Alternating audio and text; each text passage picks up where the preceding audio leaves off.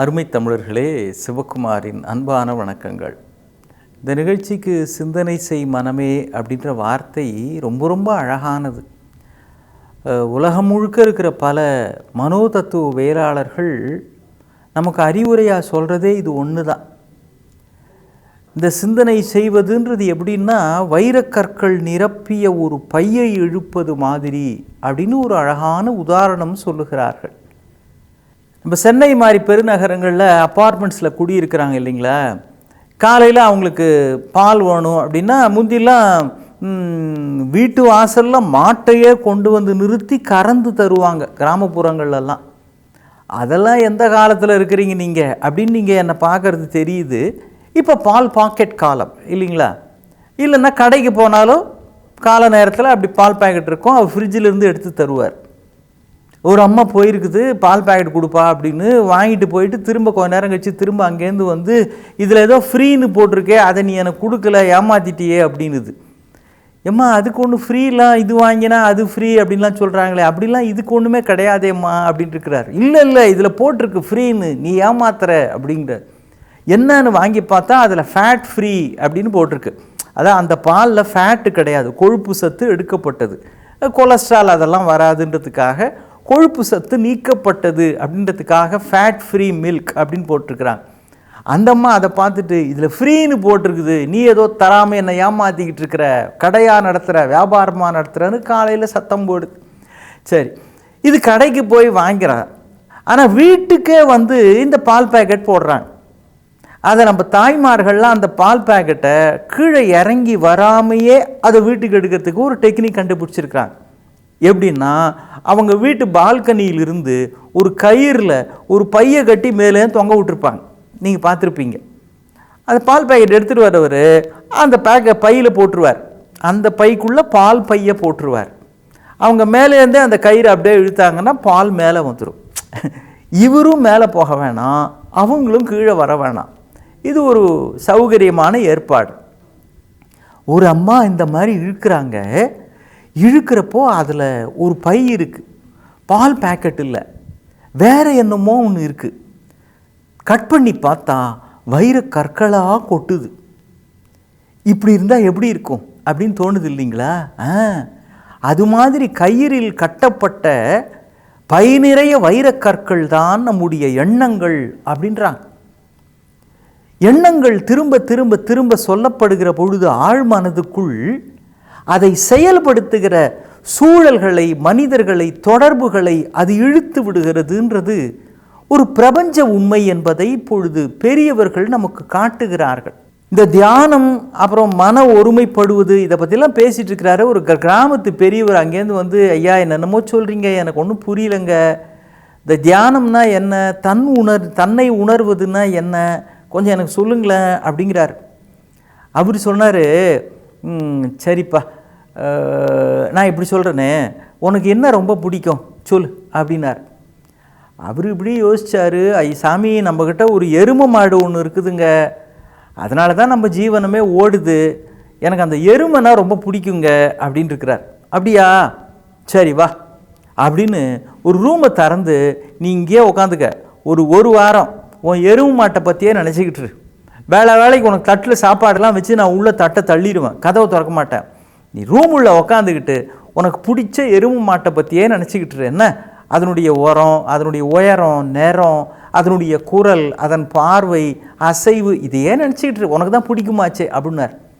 இதனடா நம்ம ஒன்று கேட்க இவர் என்னவோ ஒன்று சொல்கிறாரே அப்படின்னு, சரி பெரியவங்க சொல்கிறாங்க மீறவா முடியும் அப்படின்னு அவர் உள்ளே போனார். ஒரு வாரம் அப்படியே இருந்திருக்கிறாரு. வேளை தட்டுக்கு டிஃபன் வச்சு சாப்பாடு வச்சு என்னவோ அந்த நேரத்துக்குரிய உணவை அனுப்பிச்சிடுறாரு. ஒரு வாரம் கழித்து அந்த கதை இப்படி தாங்க முடியுது. ஒரு வாரம் கழித்து அந்த அறைக்கு உள்ளே இருந்து திறந்த பொழுது ஒரு எருமை மாடு வெளியே வந்தது அப்படின்னு முடியுது அந்த கதை.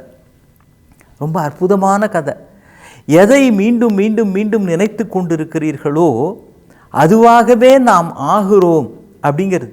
இப்போ எருமை மாட்டை நினச்சா அவர் எருமை மாடாகவே ஆயிட்டாரா, கொம்புலாம் முளைச்சிருச்சா, கால் 4 காலாக மாறிடுச்சா அப்படின்னு எடக்கும் மடக்காலாம் கேள்வி கேட்கக்கூடாது.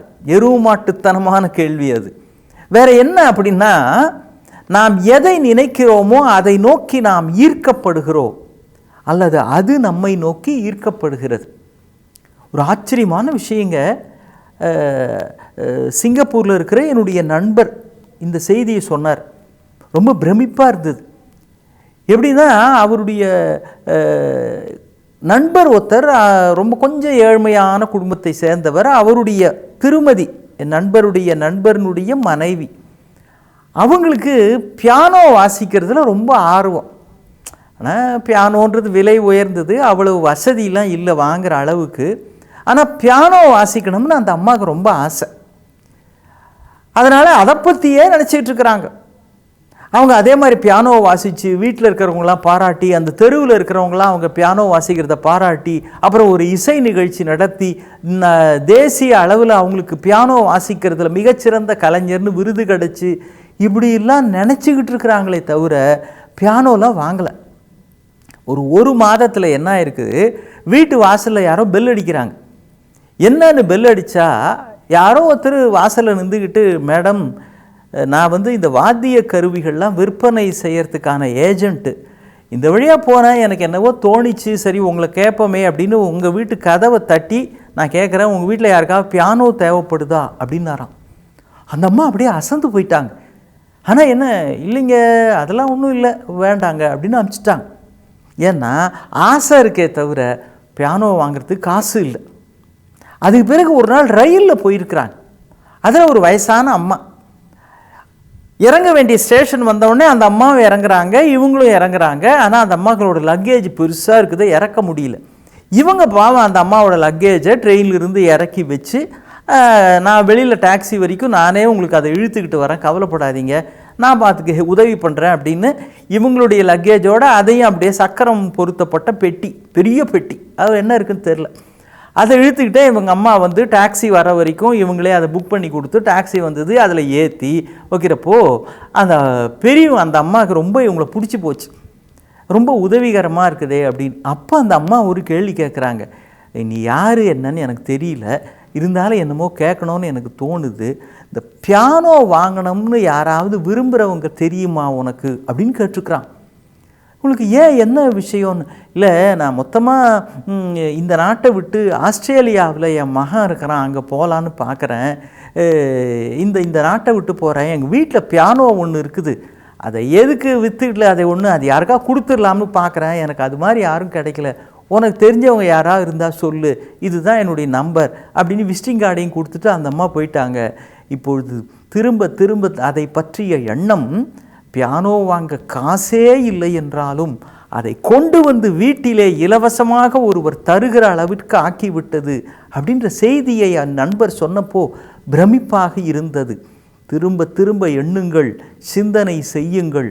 வைரக்கற்கள் நிரம்பிய பையை உங்கள் பக்கம் பால் பாக்கெட் நிரம்பிய பையை இழுப்பது மாதிரி இழுக்கும் வலிமை உங்கள் சிந்தனைக்கு உண்டு. உங்கள் வீட்டிலும் பியானோ இசை மாதிரி ஆனந்தம் இசையாக ஒலிக்கும். எண்ணங்களால் அதை சாதிக்கலாம் என்பதை நம்முடைய மனோதத்துவவியலாளர்கள் சொல்லுகிறார்கள். சிந்தனை செய் மனமே, சீர்த்தி பெறும் வெற்றியை பெறலாம். இன்னும் சந்திப்போம். வணக்கம்.